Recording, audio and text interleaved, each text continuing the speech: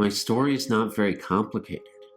My husband, my son who is now 8, and of course me, moved into our current house a little more than 2 years ago. Once when my husband and son were spending a weekend at my brother-in-law's, I told my husband I was afraid of being alone in the house, even though I am reclusive by nature.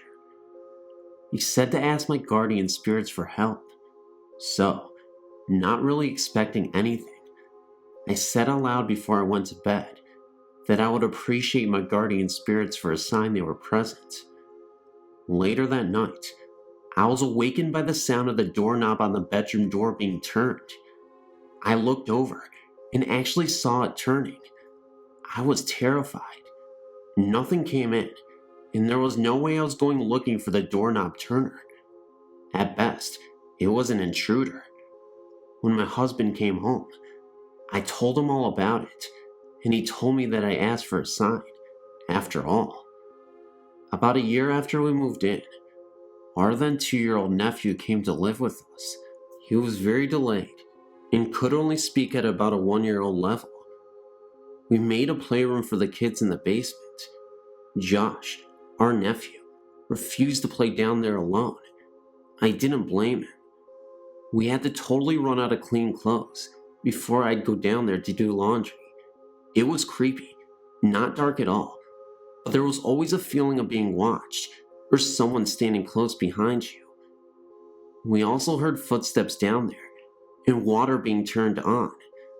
That fall, Josh threw one of his little boots down the stairs, and my husband ordered him into the basement to pick it up. Josh reached the bottom of the stairs, turned to look into the basement, screamed ghost in mortal terror, and ran back up the stairs and shot into my husband's arms. By this time, we had named the presence Alex. Josh said Alex had made a very bad face at him. He refused to go down in the basement at all after that. We also had an incident where a broom was totally missing from our house for almost 2 weeks. I searched every inch of the house, including the basement. It wasn't in our house. We thought someone had borrowed it. No one had. Finally, I yelled down into the basement, "Alex, if you have the broom, we need it back." After a couple of minutes, and another good search of the upstairs, I went down to the basement and found the broom laying against the wall, right by the stairs.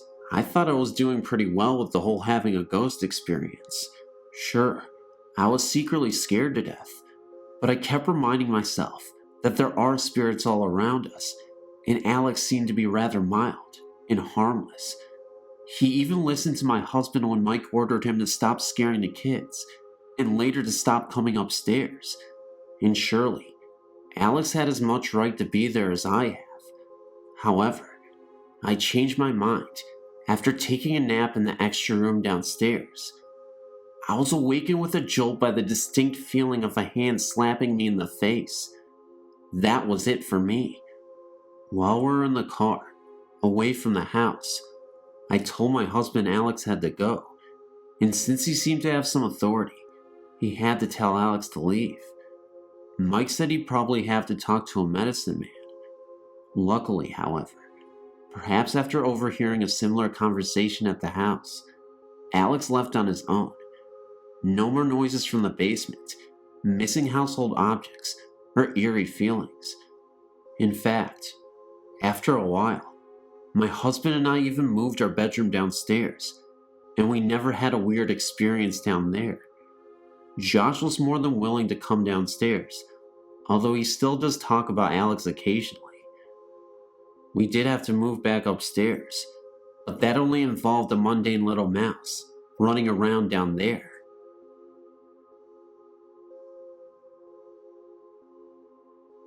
I had a friend in Arlington, Texas whose house had a ghost. Her family called it George, and they laughed about it. There was no malevolence involved. Their house was relatively new, and not particularly outstanding. It was a classic 50s ranch house. Anyway, my friend's room was always chilly. The temperature was about 65 degrees. Her family had ducked people check out the ducks to her room on several occasions. Despite the blazing North Texas summers, or the central heat turned on in the winter. Her room maintained this temperature. I had heard all the stories and didn't really know what to think. I spent the night, and that made a believer out of me. First, during dinner, things fell off of shelves in the adjacent den. Her parents laughed and yelled, "Stop it, George." Later, when I went into the kitchen for some water, the reflected view in the kitchen window started spinning. I was somewhat entranced, and then realized that the center of the spiraling image was the figure of a man. The figure was getting closer and larger. I ran into the den before I saw any more. As we went to sleep in the sleeper couch in the den, several books in the shelves opposite the couch slowly pulled out from their position on the shelf and almost fell to the floor. George is one of my fondest memories.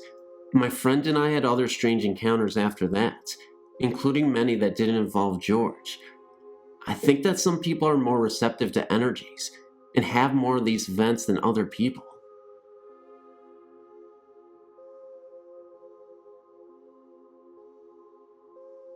I've decided to post my other stories now, before I forget to post them later. The first one I would like to share happened when I was 18. My friend was living with me and my family in our house in northeast Calgary. We were sitting in our room playing cards. There had been a couple strange things happening the last few weeks, like my TV turning on and off by itself, the volume going up and down on my stereo. Since both of us had always been believers, she's always had experiences of her own. We knew it was the work of a ghost. We were never really frightened, at least not until the night I'm about to tell you about. Anyway, like I said, we were playing a game with a deck of cards. You asked the question and then flipped a card. If it was a black card, the answer was no. A red card was a yes. It was called something like Ouija cards. At first it was just a game. We were laughing and joking around at the answers it gave us, until we noticed a pattern. Every time we got to the bottom of the deck and shuffled them for the next round, the first three cards flipped were 666. The first couple of times we just brushed it off as being coincidental, but by the third, fourth, and fifth times, we were scared. We decided it was time to call it a night and picked up the cards. We made sure to check underneath ourselves and under the pillows on our bed to make sure we didn't miss any cards. We hadn't. But after gabbing for a half an hour, I was going to go downstairs to my room. Sure enough, there was a card sitting right in plain view of both of us. We looked at each other a little funny, and then she picked up the card. It was the 6 of spades. I got curious as we went to put the 6th card back with the others and flipped the 2 cards of the deck. Both of them were 6s. We put the cards in the kitchen, and on my way downstairs, I heard the TV go on. I turned to go back upstairs to tell my friend when it turned off again. I went to my room and laid down. A couple minutes later, I noticed the room had gotten brighter. I opened my eyes and saw that 6 of my candles were glowing brightly, even though no one had been in the room to light them. I blew them out and tried to go to sleep. It happened again, but this time they lit, one by one. I ran from my room, noticing it grow dark once again, and slept the rest of the night with my friend. I've never had an occurrence like that again. My most recent experience happened in January 1999. One of our dogs, CB, short for cat bait, had recently been put down. He had been a big part of the family for 15 years. One night, our other dog, Tia, came downstairs to my room. This was extremely odd, since the only time she ever came down was if I had food, or if she was with my mom. But she never came down in the dead of night. I was fast asleep when I was awoken by the sound of her barking at the end of my bed. I told her to go away and to shut up, but she persisted. I sat up and found her jumping at the end of the bed. I asked her if she wanted outside, but that's not what she wanted. She wanted me to get out of bed. Irritated, I did just that. We walked out of my room and she started barking at the corner of the basement. I thought maybe she had found a mouse or something, but upon turning on all the lights and investigating, I found nothing. She started walking around the basement. If I did not follow her, she would bark. I was getting tired of this game and just wanted to go back to bed, but she just kept barking until I followed her. Finally, she led me into the laundry room and went over to the pile of blankets laying on the floor and started barking and switched between looking at me and staring at the sheets. It then occurred to me that the pile of blankets were one of CB's favorite spots to sleep. I remembered hearing somewhere that animals, especially cats and dogs, had a sensitivity to spirits and ghosts. I smiled and asked Tia, "Is that CB?" Immediately, her tail started wagging and she went over to the blankets, lay down, gave them one lick, and then went back upstairs. I know it was my little dog who was visiting me that night. I'm just glad that Tia decided to share that visit with me. Since then, Tia has shared it with me a couple of times, although I still haven't seen CB's ghost for myself.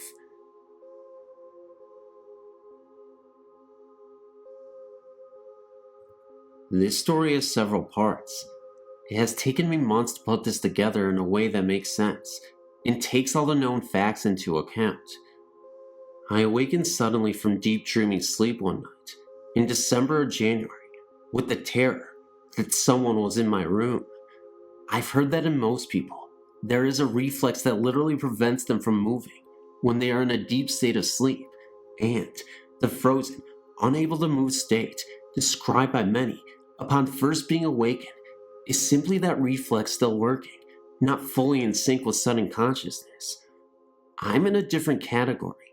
However, I'm a sleepwalker and capable of vigorous movement, even when not awake. To get on with the story, I felt an intrusion in my dream that had nothing to do with what I was dreaming about. It shocked me awake, and I sat up straight in my bed. I was treated to the sight of an apparition standing near the foot of my bed. It was quite tall, over 6 feet I would guess. I couldn't tell if it was male or female, but my sense was that it was female.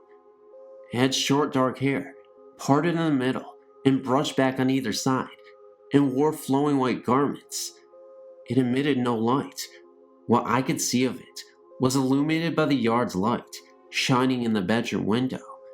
I apparently surprised it, because for a fraction of a second, its right hand was raised to its temple in a gesture that seemed to indicate I was not supposed to have awakened or have seen it. Immediately, it was gone, leaving me to wonder if I had really just been dreaming. It all happened so quickly. In January, I visited a psychic who told me that in addition to the spirit of my grandmother, which I knew about, I had the spirit of a young girl strongly attached to me. She was not able to give me any details as to who the girl might be, and I thought about this for a great deal.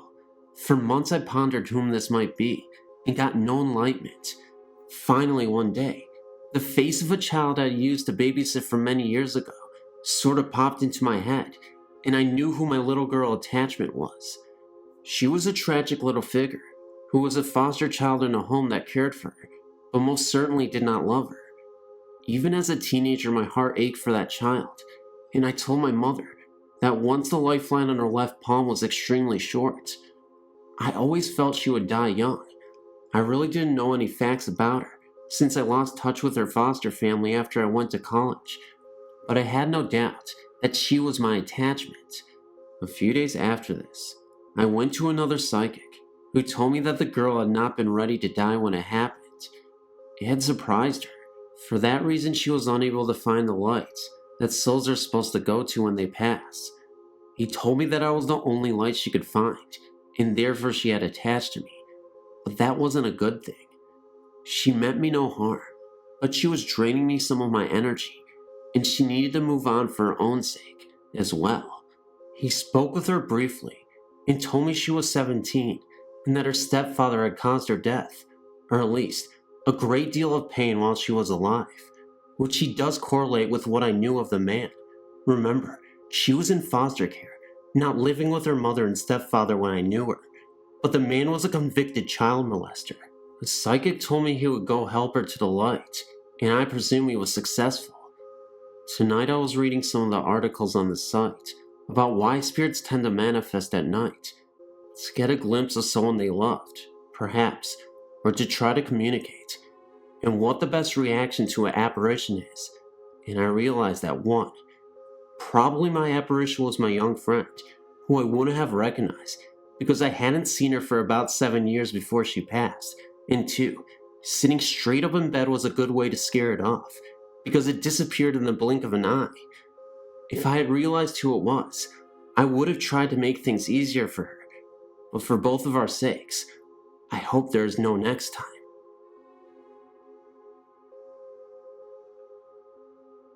In 1975, my wife's parents and her sister Mary moved to the eastern shore of Maryland into a 100-year-old farmhouse. What made them believe there was a ghost was little things disappearing and reappearing in different places, doors locking by themselves, being touched by someone who wasn't there. Things really didn't start getting weird until her other sister Cher and her son David moved in with them. Cher had a little bit of ESP. She could tell when things were going to happen. She would have dreams and funny feelings that would mostly come true. They would hear noises in the attic, footsteps, and things rolling around. Cher would hear someone calling her name at night. She had the bedroom with the attic door in it. Once, my wife felt someone sit on her bed, and Cher felt someone run their fingers through her hair. They were all outside taking photos of each other one time, and no one was in the house. But when the photos were developed, someone was looking out the pantry window. They believed the ghost was not harmful. In fact, it was very helpful. Things that they were looking for would appear. When David was a baby, he had stuffed animals in his crib. Years later, he told us that he was afraid of these stuffed animals because he thought that they were alive. Another thing that happened was when both my wife and her sister Mary got married, both of their wedding photos that were taken in the house never turned out. They believed the ghost was sad to leave them there. In the big foyer, there was a room that had been painted black from other occupants, and whenever they would pass the room that was by a staircase, they felt as if someone was watching them go up the stairs. All 3 sisters felt this presence. I'm now a 48-year-old professional, settled in Canada, and doing very well. In northern England, as a youth, I had many experiences, mainly revolving around the house, which my family bought when I was 12 years old. We were told by the neighbors that 3 families had moved out in the 18 months before we moved in, but the only explanation was that they had marriage problems. Within a year, we heard noises, such as a person banging on the door, or definite and very clear footsteps, which would walk up the stairs if you were upstairs, or down the stairs if you were down. When it first happened, I thought it was my brother, 1 year younger than myself, banging on the door, disturbing my math homework. But when he went down to complain, my parents insisted that I had not been out of the front room for an hour. The very next incident was I was awakened in the middle of the night by a tremendous racket from the bathroom, and I got up and put my trousers on to see what it was. As I left my room, my mother stood at her door, and we each asked the other if we had heard the sound. We agreed that it came from the bathroom and went to look. All that was there was an empty washing up liquid bottle, made of plastic, squashed and lying on the floor. Another night, my mother and I heard a crash, as if metal ladders had fallen outside downstairs living room, but again, there was no source for the sound when we checked. Over the years from age 12 to 18, I became familiar with these sounds and joked with school friends that we had a ghost called Jack. Some friends were in the house when the footsteps came down the stairs. I heard them, but I said nothing. No one else did. When it happened a second time, I heard it, and so did a young man named Mike, who had never heard of this story. He searched everywhere and would not accept my reassurance that no one was there. When I left to go to university, I told the next door neighbor, a middle-aged woman, that I was glad to leave. She told me that these sounds were the reason why the 3 families left in such a haste. The neighbors agreed not to tell us because they did not want to put ideas into our minds. A woman who lived there previously was found dead in the bath with her wrist slit. It was thought to be suicide. I had a vague and reoccurring mental image of a man coming down the curved stairway. A friend later suggested that, perhaps, this man was the old woman's son. Perhaps he killed her and made it look like suicide. Who knows? One piece of advice: never try a Ouija board to communicate with the dead. Leave well enough alone. If experiences happen to you naturally, they are completely harmless, and in some cases, can be helpful. They might happen for a total of a few seconds in your whole life, but do not try to make them happen, because you might frighten yourself. This is my best advice. There are other stories, all true, but they have to wait.